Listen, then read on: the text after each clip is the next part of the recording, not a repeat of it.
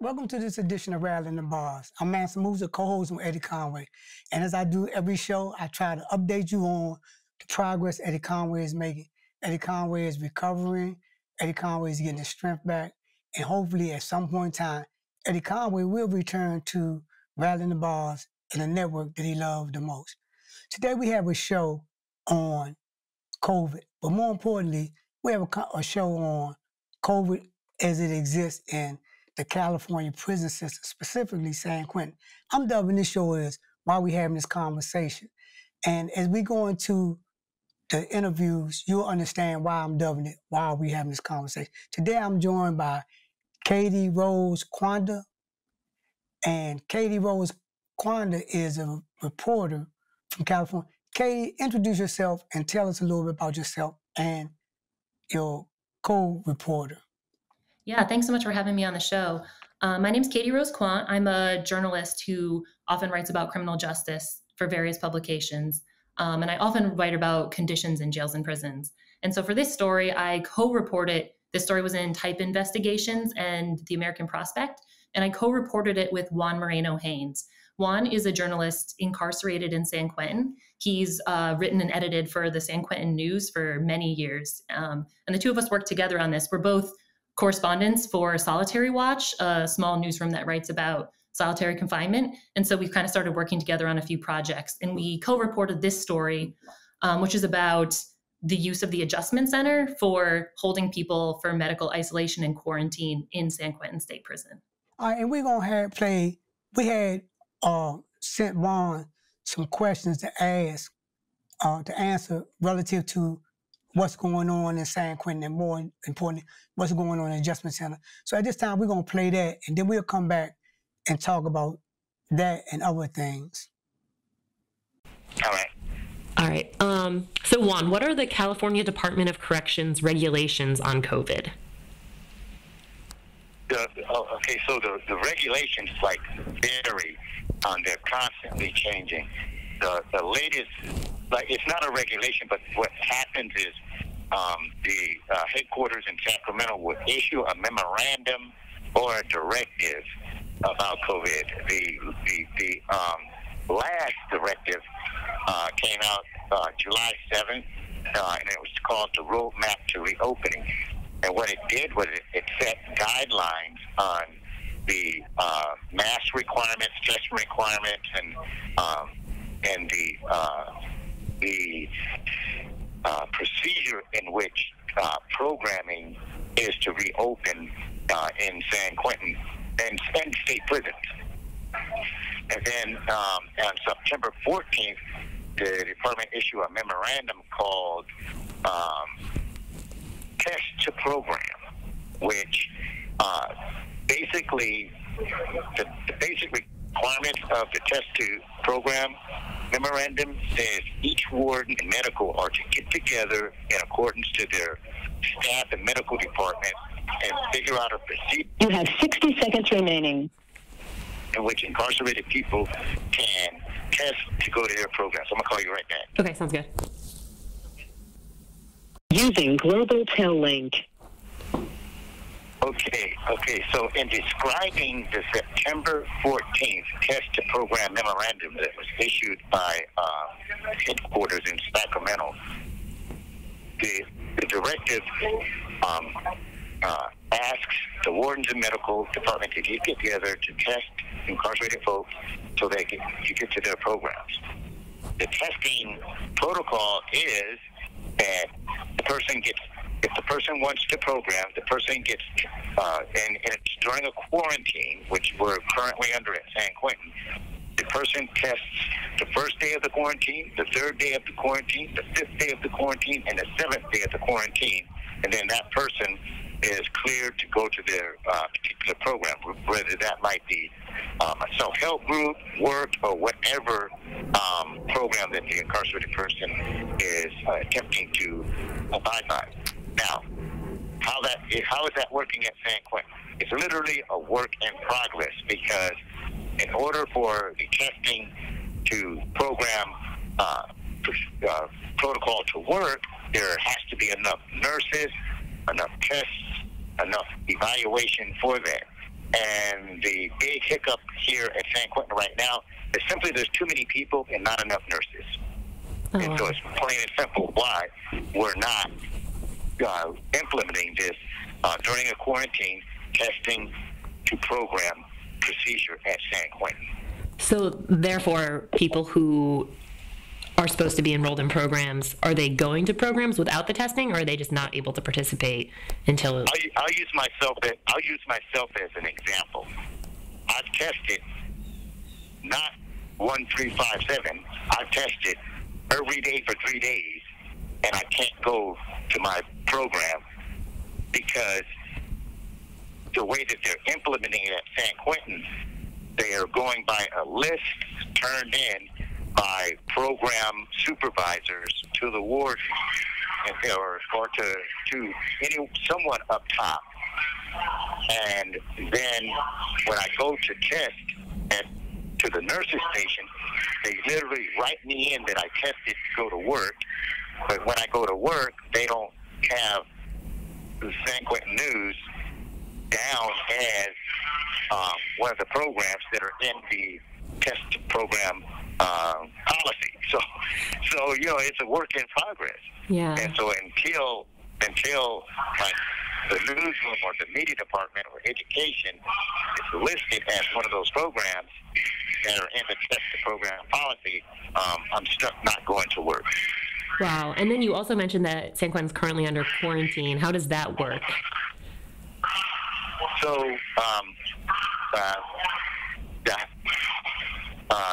the way that works is the 3 mainline housing units that have cells, which is North Block, where I'm housed, West Block, and South Block, are separated in any type of programming.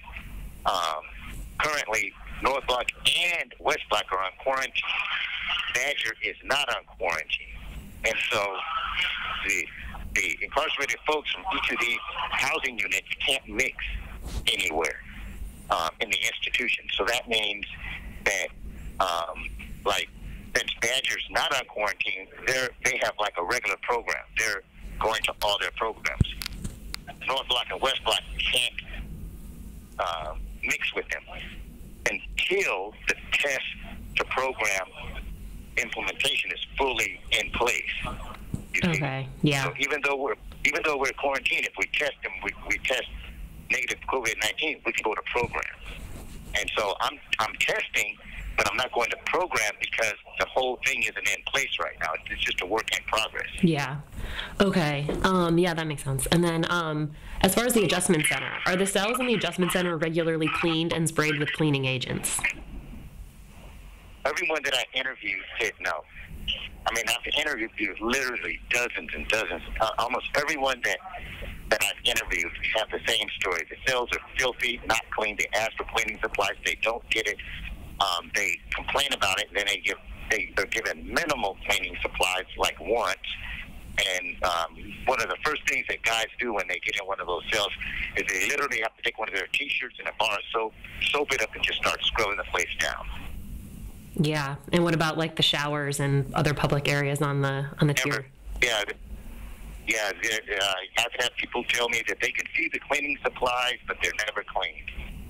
You know, they don't allow the incarcerated people to, like incarcerated people would literally come out of their cells and clean the place up, but they're not allowed to do that. Are the staff at San Quentin regularly tested for COVID? They don't know. They don't.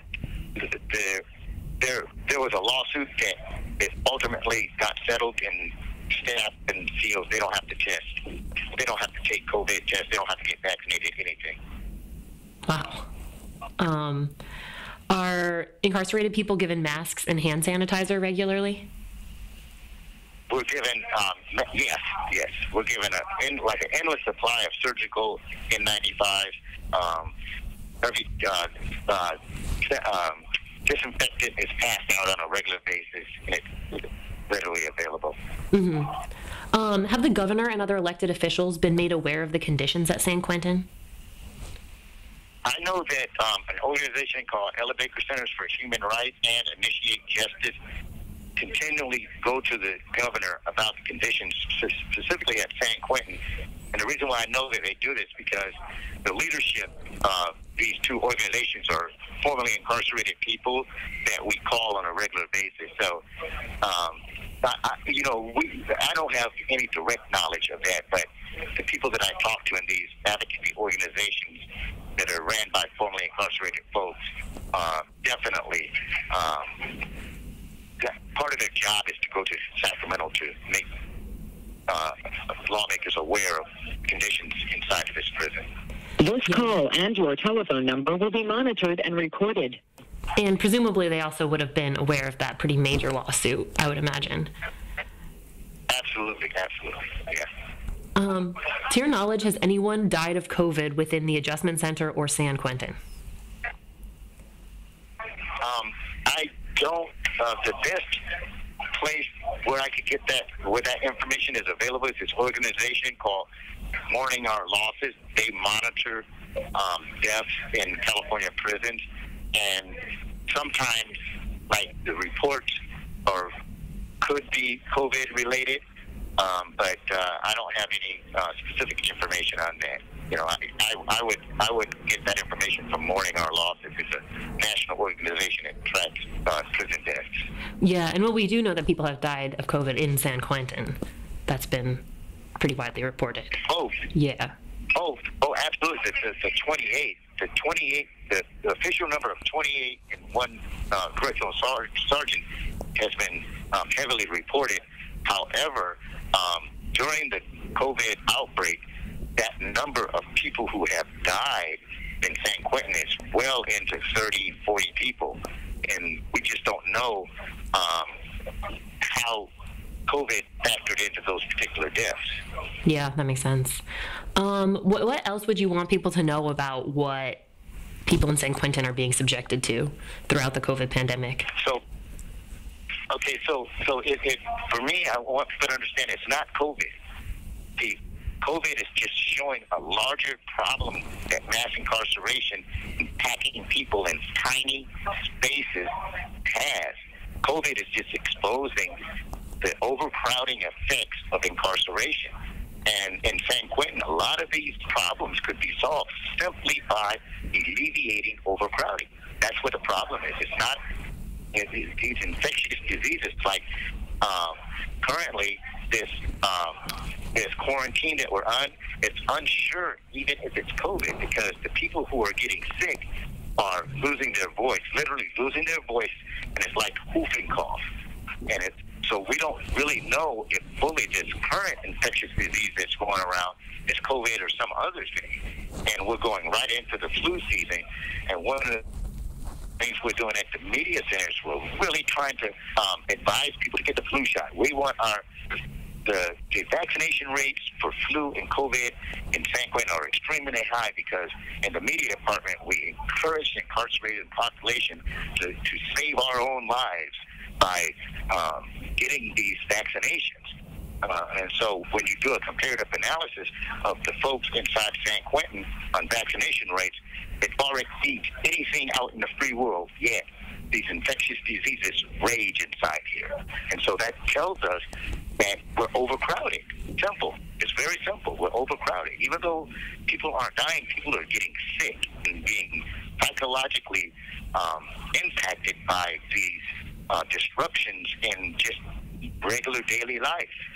Yeah, and like it kind of makes sense that illness can spread so easily, because we wrote about people being held in solitary confinement during their quarantines in the adjustment center, but like the regular day-to-day housing, can you talk about what that's like what the size of the cells are like, whether their people are double celled in the regular housing units? Yeah, so the cells at San Quentin are approximately 4 by 10 feet, and that's about the size of a parking space. And 2 people are assigned to each cell. And so inside these small cells, like I'm 5'3", and I could touch the walls. And the width of the walls, the palms of my hand can touch the walls in these cells.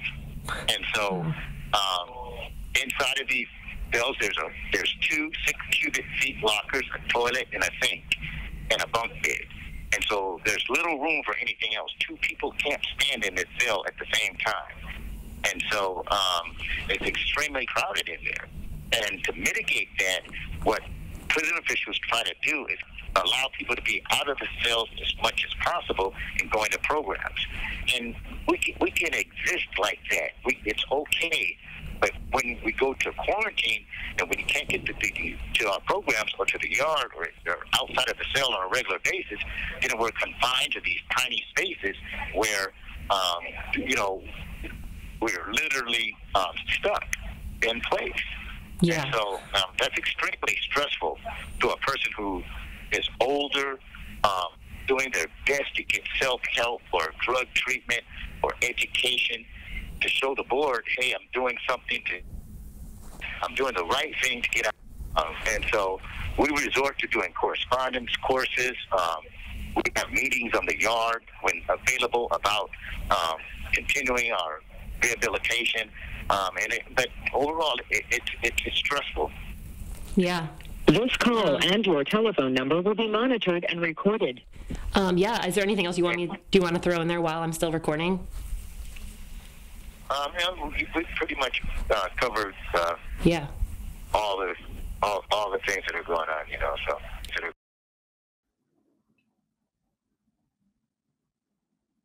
All right, Katie. So we heard Juan offer an overview of the policies and procedures as they relate to COVID. But let me do a backdrop on this real quick.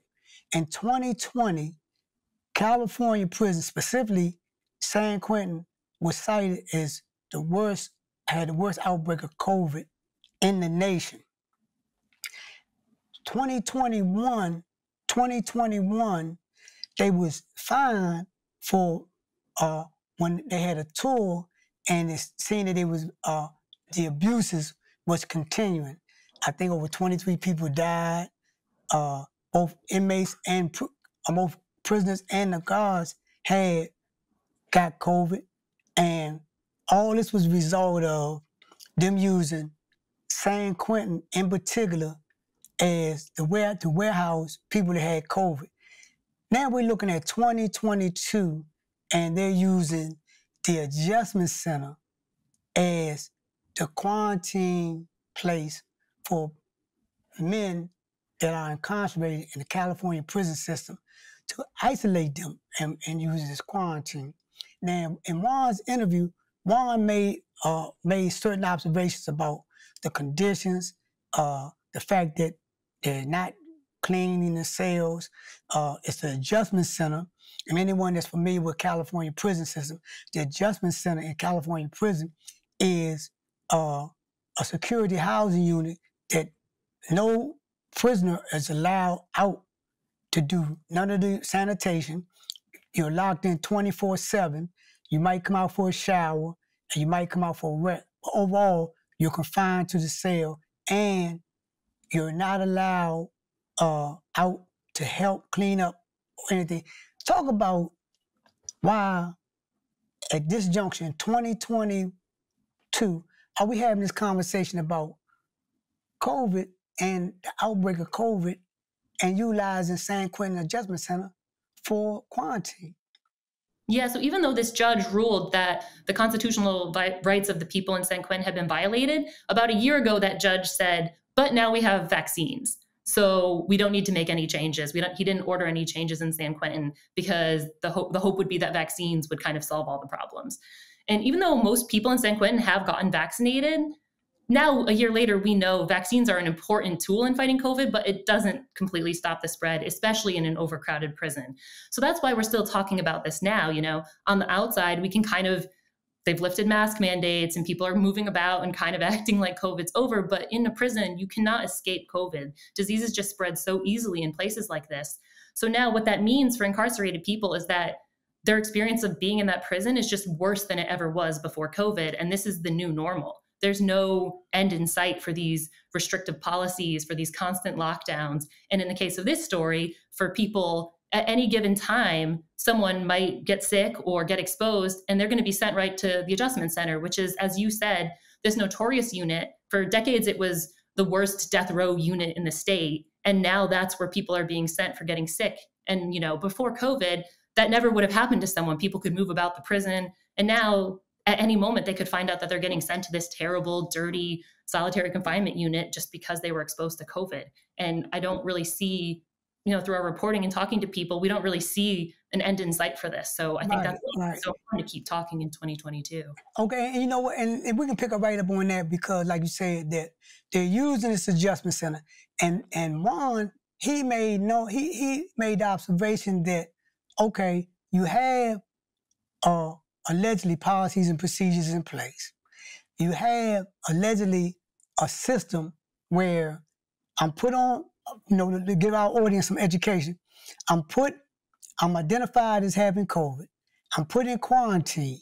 While I'm in quarantine, Juan made the observation that while I'm in quarantine, once I've been tested and I'm no longer negative, in theory, I'm to be let out. And he uses the term to more or less to be put back in the main population or allowed to continue to make progress and possibly make progress towards getting out of prison altogether. And he made the observation that once I'm tested negative, in theory, I'm supposed to be released. But because of the lack of attention to providing more nurses, the lack of attention to having communication between all the parties to be, the nurse might say, oh, you're now negative and you can be released from quarantine, but I'm not released from quarantine. From your story, from your investigation and Juan's observation, why are we having this problem with this lack of this intransigent thinking on the part of like, okay, you got me locked down, I tested negative, why can't I get out? Why are we having this problem? Yeah, so I think Juan was talking about something slightly different, which was that they're trying to implement ways to let people, he's in general population, but they keep putting these quarantines or lockdowns on the whole unit when caseloads are high. And so they're supposed to be implementing this new policy, he was saying, to let people go to their programming and their jobs and, their activities if they can test negative. But as he was saying, it sounded like logistically he'll get the test, but then it hasn't been processed correctly. And when he shows up, he's not allowed in. And I think we kind of found some similar things in the adjustment center. We talked to people who had been held in the unit at various points over the last couple of years, and people had been there for kind of all different lengths of time. They do, say on paper, I think that the isolation should be about 14 days, but there were people who told us that they were there longer than that. There were people that told us they tested negative like 3 times before they got out. So, I mean, it just seems to speak to some disorganization to me and like not prioritizing the fact that people are going to be traumatized in this unit and they should not be keeping people in isolation, in quarantine who have tested positive. But it doesn't seem to maybe have been the priority of keeping track of that and getting people out as soon as possible. And that's a good point that you're making about people being traumatized, because in y'all reporting, if I'm not mistaken, in the adjustment center, everybody is subjected to being isolated, even the guards. The guards are locked in the area, and they don't have the freedom of movement like other guards or correctional officers throughout San Quentin. They're confined primarily to this unit, and until I guess to their shift change or they go on their lunch break, do they get the liberty to move about. But then too, in the adjustment center, now remember, this adjustment center came into existence when George Jackson was in prison. It came into existence as a result of Soledad, it becoming like the #1 security housing unit for housing what they considered prisoners that could not be controlled. And it was primarily used for leaving you there indefinitely. Now, they're taking people there and utilize for quarantine. So how do a person get off? Yeah, I mean, I think that they have policies that, should be followed, that after, depending on whether someone's there because they actually tested positive or whether they were exposed, I think it should be either a negative test or 14 days. But like I said, some people reported having different experiences from that. But I think what you were pointing out is really important, that this unit has a long history and of being like this most intense, isolated unit. And also that it's so intense and locked down that, as you said, guards can't come and go off of the unit. And I think the thing that struck us as we were reporting was that these policies haven't changed at all now that the unit's being used for something different. This isn't being used as a death row unit anymore. It's not being used as an ADSEG unit. It's being used as a quarantine unit. So it doesn't seem to really make sense that they're still keeping it on such intense lockdown. People who are quarantining there, these people are in general population. They're used to walking around the prison. Right. And now, if they're in this unit, they want to go take a shower down the tier on the rare, every few days when it's allowed. They have to stick their hands through the food slot, get handcuffed, be escorted. And none of these people have any sort of, status that would require this kind of security. So person after person just told Juan and me that they felt like they were being punished instead of going there for sickness. And you know what? And I did 48 years in prison prior to getting out. I've been in Supermax. I've stayed on adjustments, and I've been on admin say. And everything you described is an admin say punitive narrative. And the problem I'm having, and maybe you can see if it was this addressed or did y'all try to get somebody addressed. The problem I'm having is I'm not being punished because I committed a disciplinary act. I'm being quarantined because I have a medical situation. So why am I not being allowed to come out and clean and come out and act in a normal fashion? Because if I'm in a hospital and I'm quarantined, I'm at least going to have the ability to walk around the ward. I'm at least going to have the ability to clean up in my area. I'm at least going to have the ability to interact, to do have a modicum of social interaction. Why are they not allowing, why are they so restrictive on them? That's my question. Yeah, I think that's one of the things that so many people told us, because they were so frustrated and scared when they were put in this cell. That the person before you probably had COVID, and just knowing that it's not clean. People would ask repeatedly for access to cleaning supplies and maybe get a little bit. And then we also found some of the people that we talked to said that, the shared showers on the tier, this unit, they don't have, the incarcerated workers come and clean the way that might be someone's job elsewhere in the prison. And once again, that's kind of a security thing. When this was this intense death row unit, they didn't have incarcerated workers come clean. And so since they're still keeping those policies, I think it's just up to staff to clean. And from what people told us, that just isn't happening. Right, and I know from experience that when you have these kind of environments, staff, that's in their mind, that's above their pay grade. To come down the marble floor, to come down and have you come out your cell and go in there, clean your cell, because routinely, every institution, every prison in the United States of America have a mechanism where cell cleaning is something that prisoners do. Let's talk about what the general attitude is in the prison population, because I seen where I think I read, or Juan talked about in his interview, say like, if a person cough and you're around the wrong people, they might, and they might turn around and say, oh yeah, put them on quarantine. And I know, like, even in society, when at the height of COVID, when somebody was coughing, everybody looked at them and what's going on with you? And you can almost see their thinking. Talk about that. Talk about the act from what Juan was talking about. How is the morality of the prison population? Because they, on any given day, your cell buddy could have COVID. Yeah. You could have tested negative from here to next year, but because you was in the cell with them, you're going on adjustment. Yeah. And that's one of the things where it's kind of hard to keep up with, like, what the current policy is. And I think it's always going to be up to some discretion of staff who happens to maybe hear someone cough. But yeah, we definitely talked to at least one person who said he was sent to the adjustment center and he had no idea why, and he didn't feel sick. And he kind of pieced together later that a few other people who had been sent there had all visited the dentist around the same time. So he thought maybe he got it at the dentist. And I think someone else was sent to the adjustment center because he had been seen by a nurse who it turned out she had COVID. So yeah, you're always at risk of being sent there. And that's another thing that people said, is that it becomes like a big deterrent. You know, you want, if you're trying to stop the spread of COVID, you want people to come forward when they say they are feeling sick.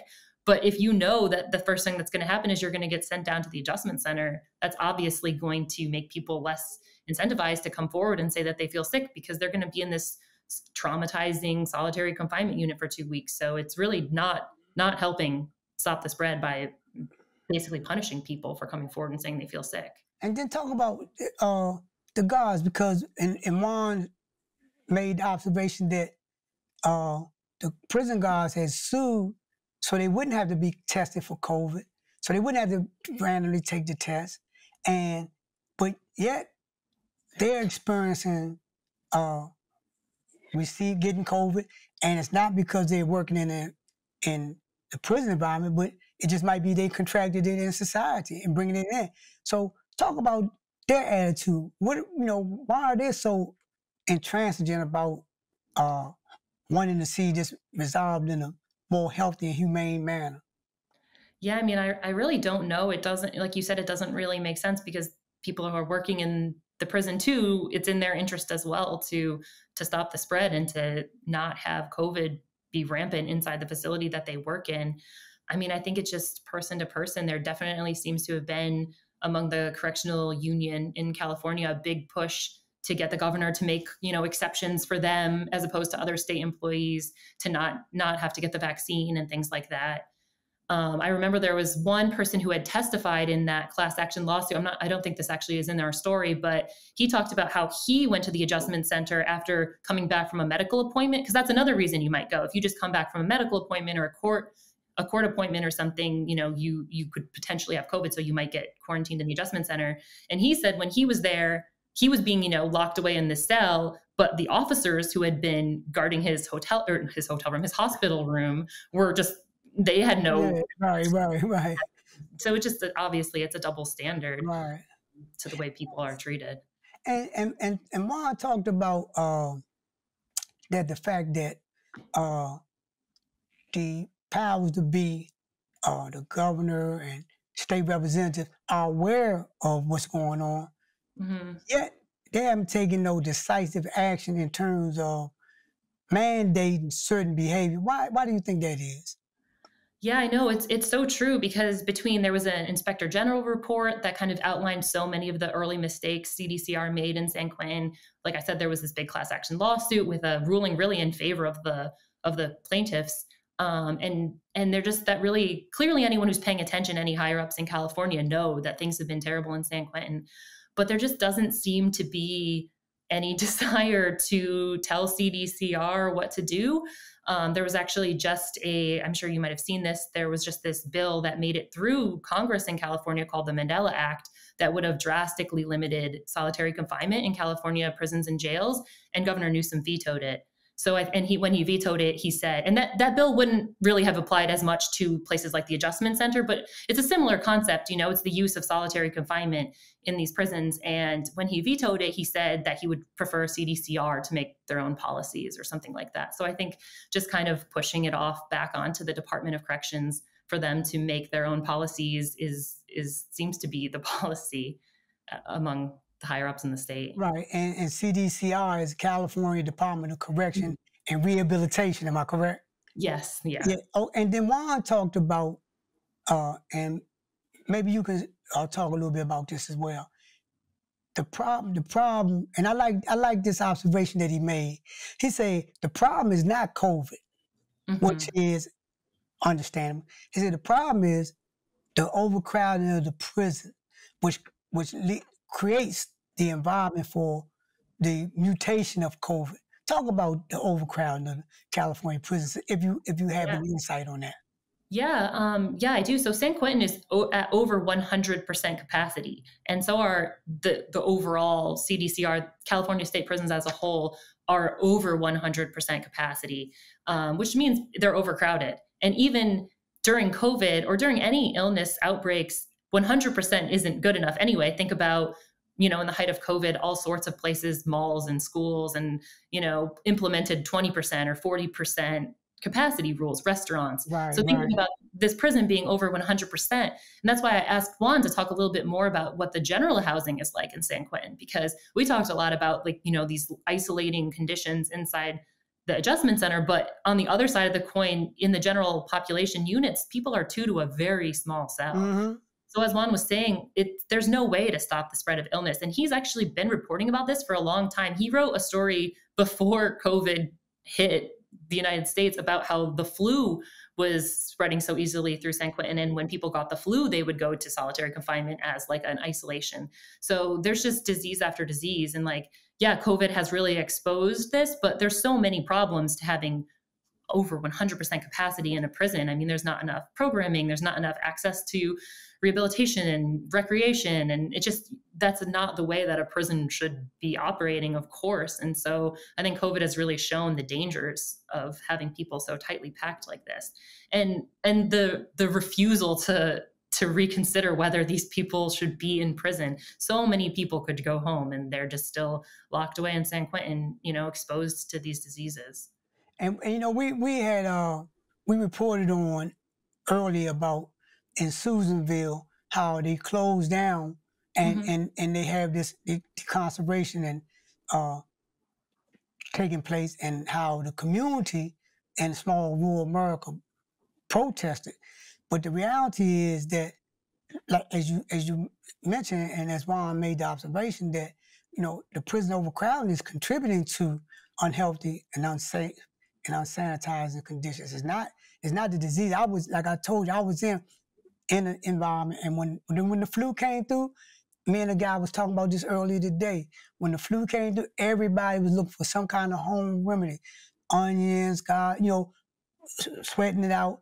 But the fact that once it came into the environment, it was inevitable that you was gonna get it, and you went into a prevention mode. But now with this type of disease and the attitude of the administration that is not lock them up and throw away the key, it's isolate them and ignore them, or isolate them and if they die, so be it. But on the front end of it is, you're creating an environment where it's becoming like a peach tree just for creating the spread of it or the mutation of it. Kay, you got the last word on this. What do you want our audience to take away from this report?